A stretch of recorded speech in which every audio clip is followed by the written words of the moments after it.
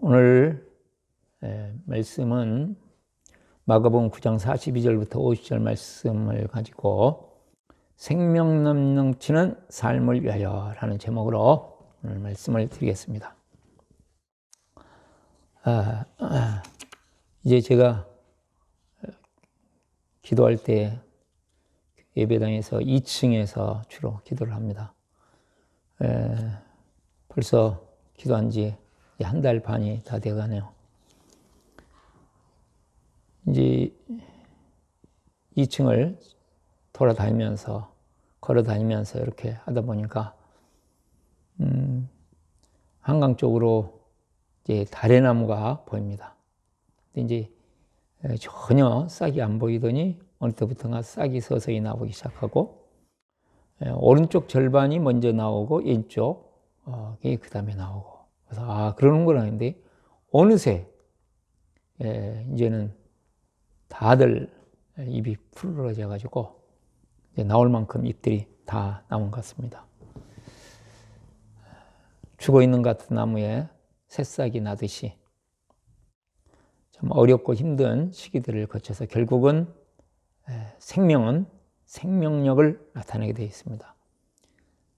어떠한 상황에서든지 우리 주님으로 말미암아서 생명을 누리고 풍성히 누리면서 또 생명을 드리는 복된 삶이 되어질 수 있기를 바랍니다. 오늘 마가복음 9장 42절부터 50절 말씀의 주제는 생명을 추구하는 자에게 영생을 주신다. 그렇게 되겠습니다.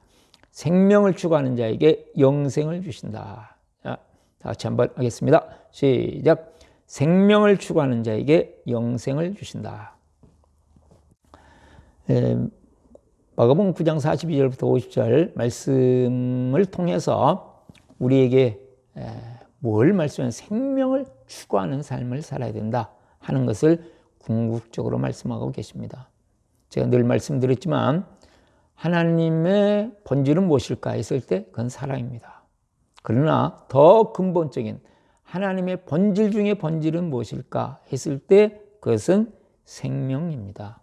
그러므로 하나님을 믿는 자에게 하나님께서는 가까이 하면 할수록 생명을 주시고 또 풍성히 주시고 누리게 하시고 넘치게 하십니다.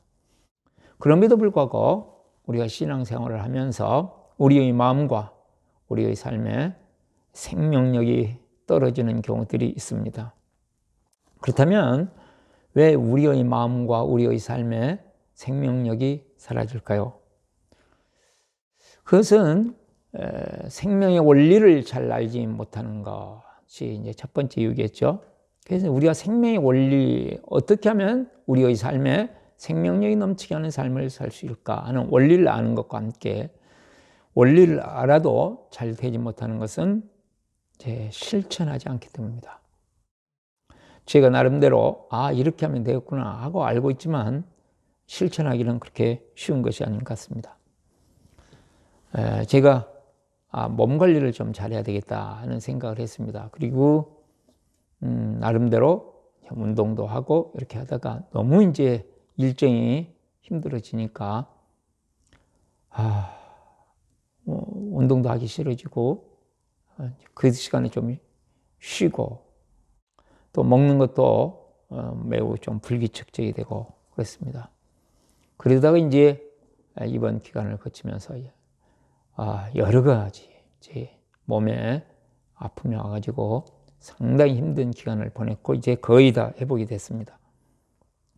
그러면서 정말 생명의 원리를 잘 알아야 될 뿐만 아니라 그 생명의 원리를 정확하게 이렇게 힘들어도 실천해 가는 것이 필요하는구나 하는 것을 절감을 했습니다. 오늘 말씀의 주제 다시 한번 생각하겠습니다. 생명을 추구하는 자에게 영생을 주신다. 생명을 추구하는 자에게 영생을 주신다. 생명이 정말로 귀한 것이라면 마태복음 7장 7절에 있는 말씀처럼 우리는 생명을 구하고 찾고 두드려야 된다. 그러면 하나님께서 우리에게 무엇을 주십니까? 생명을 주시고 풍성히 주시고 그것을 더 넘치도록 하게 하신다 하는 말씀입니다. 오늘 마가복음 9장 42절부터 50절 말씀까지 하나씩 생각해 보도록 하겠습니다. 42절 말씀. 또 누구든지 나를 믿는 이 작은 자 중에 하나라도 실족하게 하면 차라리 연자 맷돌이 그 목에 매어 바다에 던지는 것이 나으리라. 우리 예수님께서 이 땅에 살면서 참 우리가 두렵고 떨리는 마음으로 금해야 될 일이 있다. 세상 사람들은 이것을 심각하게 생각하지 않습니다. 그럼에도 불구하고 하나님 나라에서는, 우리 하나님께서는 매우 심각하게 생각하는 매우 중요한 문제가 있다. 그것이 무엇이냐면 생명을 얻느냐, 생명을 얻지 못하느냐. 영적인 생명을 얻도록 만들어두느냐, 그렇지 않으면 생명 얻은 자에게서 생명을 빼앗아가느냐 하는 것입니다. 우리는 우리 마음이나 우리 육체의 어떤 생명력이 사라지는 것에 대해서는 매우 중요하게 생각합니다. 그런데 실제적으로 영적인 생명력에 대해서는, 영혼의 생명에 대해서는 그렇게 심각하게 생각하지 않죠. 그런데 예수님께서는 뭐라고 말씀하셨습니까? 누구든지 나를 믿는 이 작은 자들 중에 하나라도 실족하게 하면 어떤 죄냐면 차라리 연자 맷돌을 목에 매달고 깊은 바다에 던지는 것이 낫다. 여기서 바다는 깊은 바다를 이야기합니다. 한번 빠지면 절대로 나올 수 없는 바다. 수영을 아무리 잘해도 깊은 바다에 빠지면 나올 수가 없겠죠. 그런데 거기에다가 목에다가 맷돌을 달았다. 이건 큽니다. 네. 더 강조하셔서 연자 맷돌, 로세가 돌리는 어마어마한 무게의 연자 맷돌, 100kg가 넘는 이런 맷돌 목에 매달고 살아날 사람이 없습니다. 그게 더 나을 정도다. 우리 예수님이 강조하셔서 말씀하신 것이죠. 그 죄가 무엇이냐 하면 실족하게 하는 죄다. 영혼의 생명을 방해하는 죄다. 영혼이 생명 얻는 것을 방해하는 죄야말로 아주 무서운 죄라는 것을 말씀하고 있습니다. 생명을 얻은 자에게서 생명을 방해하는 죄, 또는 영혼을 구원할 수 있는데 영혼을 구원하지 않음으로 말미암아서 우리가 영혼을 죽이게 만드는 죄, 이것은 아주 큰 것이다. 그러면 그 대상은 누구냐 하면 나를 믿는 이 작은 사람들 중 하나, 그렇습니다. 많은 수도 아니고 하나입니다. 그 다음에 큰 자가 아니고 위대한 자가 아니고 능력 있는 자가 아니고 작은 자입니다. 생명을 가지고 있고 믿음을 가지고 있는 자 중에 아무리 하찮게 보이고 별 볼 일 없이 보여도 그 사람을 만약에 실족하게 하고 그의 믿음을 방해하고 영혼의 생명을 얻고 풍성히 얻는 일에 방해가 된다면 이것은 하나님 나라에서는 끔찍한 일이다 그랬습니다. 그런데 그것을 누구라고 하냐면 누구든지 아무리 신앙생활 오래 한 사람이든지 이제 신앙생활을 하는 사람이든지 또는 교회 헌신을 많이 하는 사람이든지 또는 헌신하지 않은 사람이든지 상관없이 모든 자에게 해당이 된다. 이 정도로 이 죄는 무서운 것이다. 그러면 우리가 우리 주변에서 어떻게 할 때 이렇게 사람을 실족하게 만들까? 여러 가지가 있습니다. 그 중에 가장 대표적인 것이 우리가 실감하지 못하지만 신학적인 것이라고 생각합니다. 신학이라는 옷을 입고 복음을 파괴하고 하나님의 말씀을 파괴하는 것이 지금 세계적인 교회적으로 너무나도 널려 있습니다. 분명한 복음을, 십자가의 복음을, 부활의 복음을 흐려지게 만드는 것, 그리고 왜곡시키는 것, 무서운 죄죠. 또 우리가 이 생명에 대한 소중함을 여기지 않고 다른 엉뚱한 것에, 그렇게 중요하지도 않는 일에 목숨을 걸고 그쪽으로 방향을 틀어버리는 거. 교회가 나가야 될 방향 또는 신자가 나가야 될 방향이 생명을 얻고 풍성히 얻는 것이 아니라 다른 쪽으로 그럴듯한 것들로 그래서 교회를 친교회 모임으로 만들어낸다든지 교회의 어떤 프로그램이 정말 생명을 향하지 않으면서 자기 만족을 추구하는 것이 되도록 하는 것, 이런 것들이 우리에게 위험한 것이죠. 그 중에 이제 실제적으로 매우 유사하면서도 무서운 것인데 그것이 무엇일까 했을 때 그것은 율법주의라고 생각합니다. 그래서 우리가 바울 사도께서 또는 사도들이 매우 경계한 것 중에 하나가 세속주의, 세상하고 비싸게 하는 것, 그것보다 더 훨씬 강조한 것이 율법주의였습니다. 율법주의는 참 신화인 것 같아요. 그런데 생명을 약화시키고 생명이 나가는 방향을 틀어버리죠. 율법이 나쁜 게 아닙니다. 선한 것입니다.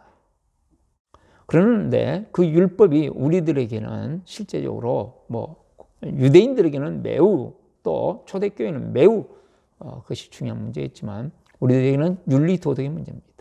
윤리도덕이 나쁩니까? 얼마나 우리의 삶에 필요한 것이고 중요한 것입니까? 그러나 윤리도덕이 복음을 앞서가 버리고 윤리도덕이 생명을 파괴하는 데로 쓰인다면 그것은 매우 위험스러운 것이죠. 그렇기 때문에 윤리도덕보다 훨씬 중요한 거, 윤리도덕이 어디를 향해야 돼요? 살리고 살려주는 대로 해야 된다. 세워주는 대로 가야 된다. 그렇지 않을 때 파괴하는 쪽으로 가고 죽이는 쪽으로 갈 때 그것은 매우 위험스러운 거예요. 그래서 그것을 율법주의, 윤리주의, 도덕주의 그렇게 말하는 것이죠. 그것은 참 아름다운 것임에도 불구하고 생명을 방해한 것입니다. 그러니까 이처럼 한 사람의 생명을 얻는 것 자체가 세상에서는 중요한 일이 아닙니다. 한 영혼을 구원해냈다. 이게 막 놀라운 일입니까? 그러나 하나님 나라에서는 어마어마한 일이다 하는 생명을 추구하고 생명을 얻게 만드는 이러한 삶이야말로 하나님 나라에서는 매우 중요하다는 것을 예수님께서 강조하고 계십니다. 그러면서 이제 43절 말씀을 보시면 만일 내 손이 너를 범죄하게 하거든 찍어버리라. 장애인으로 영생에 들어가는 것이 두 손을 가지고 지옥 곧 꺼지지 않는 불에 들어가는 것보다 나으니라. 이렇게 말씀을 하셨습니다. 손이 너를 범죄하게 한다면 그것을 찍어버리고 지옥에 들어가지 않고 영생에 들어가는 것이 훨씬 낫다. 손이 얼마나 소중합니까? 이처럼 우리에게 하늘의 생명은 귀하고 부활의 생명은 귀하고 귀한 것이라는 것을 말씀합니다. 또 다른 것을 예로 들으셨는데 45절입니다. 만일 내 발이 너를 범죄하게 하거든 찍어버리라. 다리 저는 자로 영생에 들어가는 것이 두 발을 가지고 지옥에 던져지는 것보다 나으니라. 정말로 생명을 추구하며 살아라. 생명을 방해하는 죄는 다리를 잘라버리는 것보다 더 무서운 것이다 하는 것을 말씀합니다. 왜냐하면 영생이냐 지옥이냐를 결정짓기 때문이다 그랬습니다. 또 한 가지 당시 사람들에게 실감나도록 세 번째로 예수님께서 예를 드십니다. 47절 만일 내 눈이 너를 범죄하게 하거든 빼버리라. 한 눈으로 하나님의 나라에 들어가는 것이 두 눈을 가지고 지옥에 던져지는 것보다 나으니라. 눈을 가지고 말씀하죠. 눈이 얼마나 소중한 것입니까? 그러나 그것이 우리에게 생명을 방해한다면 눈을 손해보고서라도 생명을 취하는 것이 훨씬 지혜로운 선택이다. 이렇게 말씀하실 정도로 얼마나 생명이 중요한지, 이 다른 사람의 생명이 중요한지, 생명의 가치를 실감나도록 예수님께서 표현하고 계십니다. 그런데 47절에서는 독특하게요. 지금까지는 영생 그렇게 말씀을 하시다가 47절에서는 하나님의 나라라는 단어로 바꾸십니다. 하나님의 나라는 근본이 뭐예요? 생명인 거죠. 생명, 영생, 영원한 생명, 이게 실은 똑같은 말입니다. 그러니까 하나님 나라의 본질을 한마디로 말하면 뭐냐? 그것은 생명이다 하는 것을 우리가 알 수 있어요. 왜요? 하나님의 본질이 생명이시기 때문에 그렇습니다. 그리고 이제 48절, 49절을 보시면 거기에서는 구더기도 죽지 않고 불도 꺼지지 아니하느니라. 사람마다 불로써 소금 치듯함을 받으리라. 거기에는 죽지 않는다. 아무리 하찮은 것, 연약한 것이라도 죽지 않는다. 그래서 이제 그걸 구더기를 예로 들어서 말씀하고 있죠. 지속된다 그 말씀이거든요. 1년, 2년, 10년, 100년, 1000년, 만년의 문제가 아니다. 영원히 지속된다. 얼마나 큰 문제냐 하는 것을 강조하세요. 그리고 지옥은 불로 소금 치듯함을 받는다. 이게 뭐냐면 김장할 때 배추에다가 소금을 뿌리면 소금으로 처리해서 깊이 다 파고들듯이 불은 고통을 상징합니다. 최고의 고통, 측량할 수 없는 고통으로 전인격, 영적인 고통, 정신적인 고통, 육체적인 고통, 모든 삶의 고통이 영원히 지속된다. 이 말씀을 지금 이렇게 하고 계시죠. 그러니까 우리가 나에게 생명을 추구하고 다른 사람에게 생명을 추구하는 것이야말로 정말로 소중한 것이고 그 대가는 영생이며 그 생명을 추구하는 자에게 하나님의 나라를 주신다. 이렇게 말씀하고 있는 것입니다. 그다음에 50절 말씀을 보시면 소금은 좋은 것이로되 만일 소금이 그 맛을 잃으면 무엇으로 짜게 하리요? 너희 속에 소금을 두고 서로 화목하라 하시니라. 이 소금, 그런데 이제 소금이 나오니까 그 소금을 또 이제 다른 쪽으로 말씀을 이어서 예수님께서 설명하시는 거죠. 우리가 빛과 소금, 너희는 세상의 빛과 소금이다 하는 말씀처럼 우리가 이제 이 땅에 사는 동안 우리는 소금이다. 맛을 잃으면 어떻게 되겠느냐? 그러므로 생명의 맛, 그리스도의 맛, 복음의 맛, 십자가의 은혜의 맛을 가진 자가 되어야 된다. 그리고 그 십자가의 은혜 안에서 부활의 생명과 능력과 영광 안에서 진정한 생명의 공동체를 이루고 사랑의 공동체를 이루고 살아야 한다. 그래서 서로 화목하라 이렇게 말씀하고 있습니다. 그래서 생명을 추구하는 자가 되어라. 그래야 결국은 영생을 얻고 풍성히 생명을 얻는 삶을 살아갈 수 있다. 이렇게 말씀하고 있는 것이죠. 그러면 우리가 어떻게 해야 지옥과 같은 삶을 벗어날 수 있으며 어떻게 해야 생명력이 넘치는 삶을 살 수 있을까 하는 문제입니다. 두 가지로 살펴보겠습니다. 첫 번째로 생명의 중요성을 새기고 새깁니다. 시작. 생명의 중요성을 새기고 새깁니다. 있습니다. 생명은 실제적으로 우리의 피부에 잘 왔지 않습니다. 하나님 나라의 생명이, 부활의 생명이 우리에게 실감나지 않습니다. 그렇기 때문에 이론으로, 교리적으로는 중요하다고 생각할지라도 실제에 있어서는 우리가 이게 쉽지가 않습니다. 아무리 배워도, 아무리 가르쳐도 다시금 우리는 되돌아가 버립니다. 그러므로 우리의 마음속에, 우리의 생각 속에 끊임없이 생명이 얼마나 귀중한지, 부활의 생명이 얼마나 소중한지, 하나님의 생명이 얼마나 소중한지 새기고 또 새기고 또 새기면서 살아야 된다.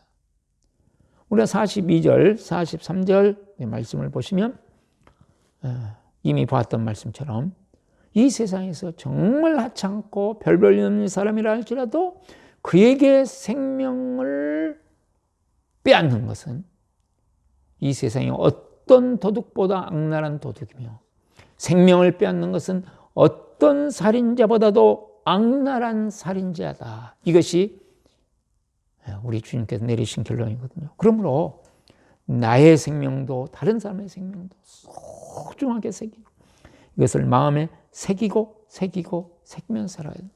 이 생명이 없는 곳이 어디입니까?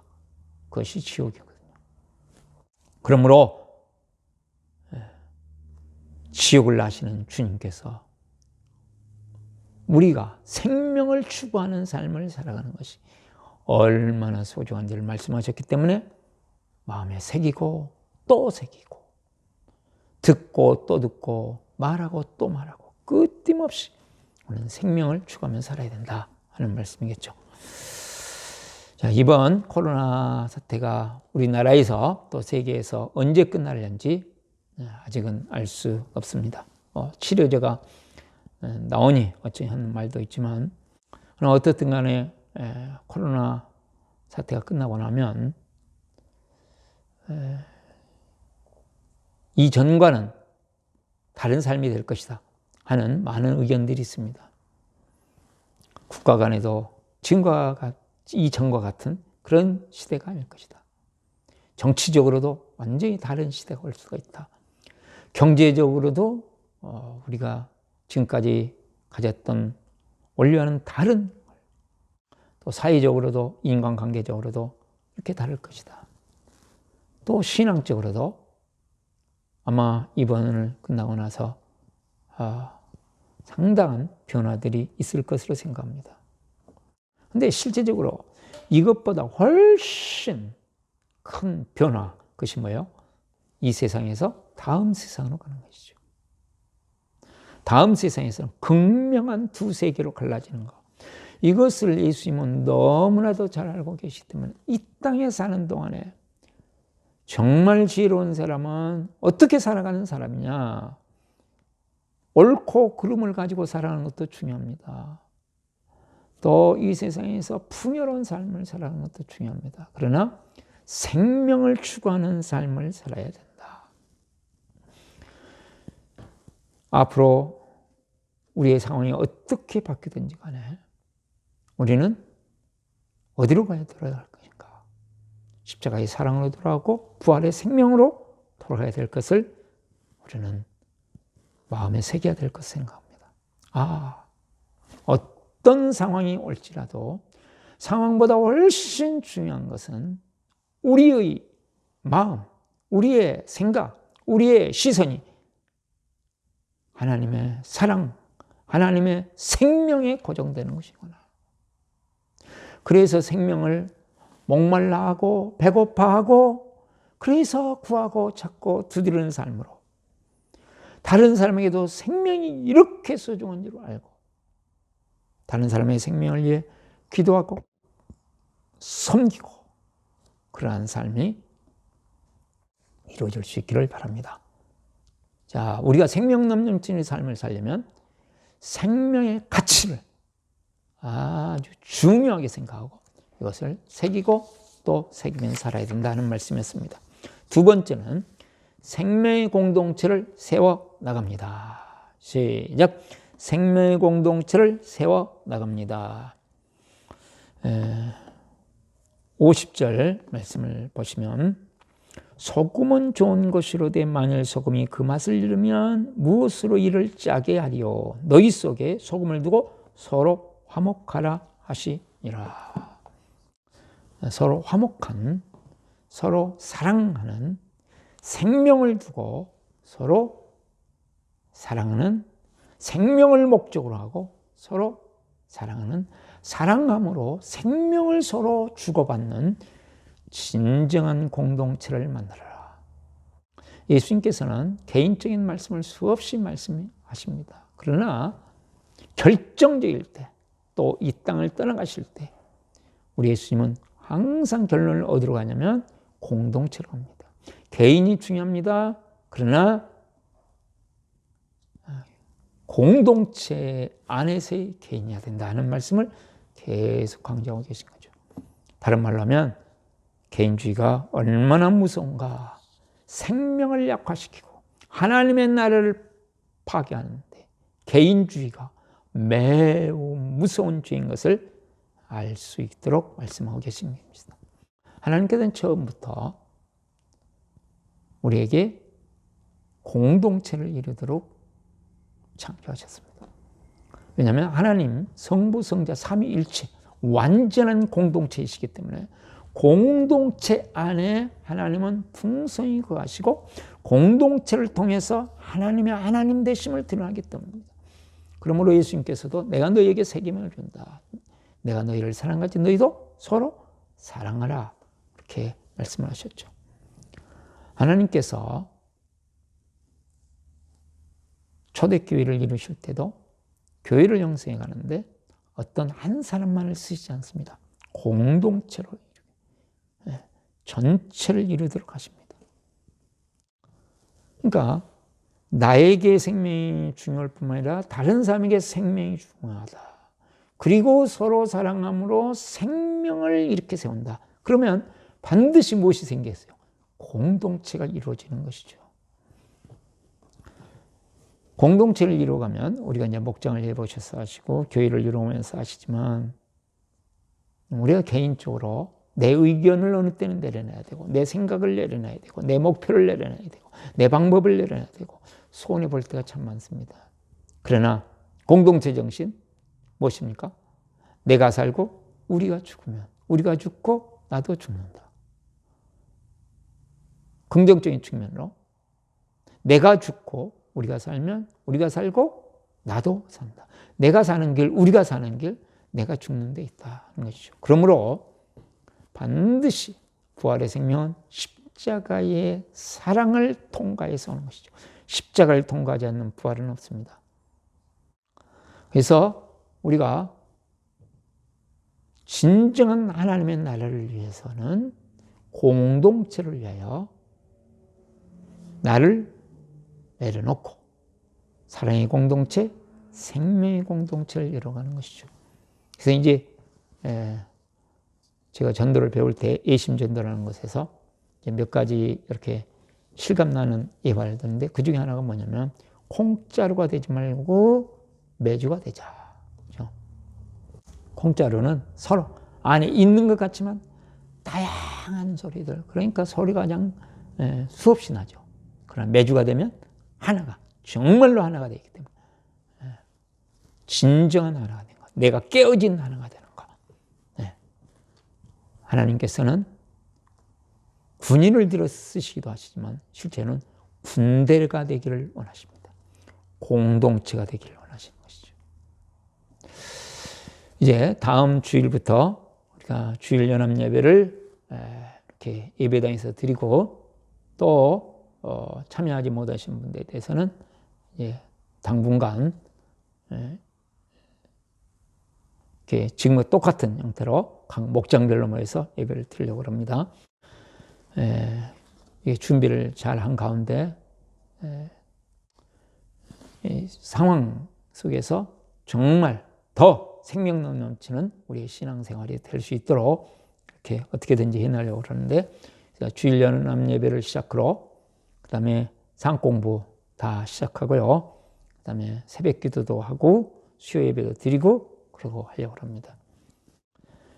이번 코로나 사태를 보내면서 제가 기도하고 말씀을 들으면서 가장 많이 저에게 깨달아야 될 것, 그것은 뭐냐면 목장의 회복입니다.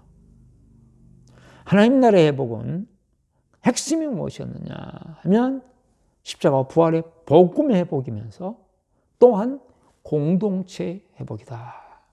하나님 나라의 회복은 하나님 나라의 복음으로 무장된 공동체, 그것이 목장이 되어야 된다. 그렇게 목장이 되어지기만 하면 어떠한 상황, 어떠한 현실에서도 진정으로 하나님의 복음이 있고 말씀이 있고 그것에 성령의 역사가 있는 하나님의 교회가 이루어질 것이다 하는 확신이었습니다. 그래서 정말 우리가 생명을 소중하게 여기면서 생명의 공동체를 이뤄가는, 나의 지금까지 익숙한 것 어렵지만 내려놓고 나의 신앙생활은 이래야 된다는 것 내려놓고 정말로 하나님께서 무엇을 말씀하셨는가, 하나님 나라의 복음을 붙잡고 진정한 공동체를 이루면서 승리하는 우리의 신앙생활이 될 수 있기를 바랍니다. 그렇게 할 때 하나님께서 우리 개인과 우리의 가정과 우리의 모든 삶에도 생명으로 넘치게 하시고 더 풍성하게 하실 것을 믿습니다. 기도하겠습니다. 살아계시고 은혜 많으신 하나님 아버지, 우리가 잠깐 이 세상 살고 다음에는 영생의 세계가 있고 지옥의 세계가 있는 것을 우리 예수님을 통해서 분명히 가르쳐 주신 것 감사합니다. 우리 밝은교회 성도들 한 사람도 영원한 지옥불이 아닌 진정한 하나님 나라에 들어가게 하시고, 그러기 위해서 이 땅에서 생명을 얻고 풍성히 얻는 진정으로 생명을 추구하는 삶을 살게 하여 주시옵소서. 우리 목장들마다 십자가의 사랑의 공동체, 부활의 생명의 공동체가 될 수 있도록 도와주시옵시고, 앞으로 강력한 성령님의 역사 속에서 하나님이 기뻐하시는 참된 목장이 이루어지게 하옵소서. 우리 구주 예수 그리스도의 이름으로 기도드립니다. 아멘.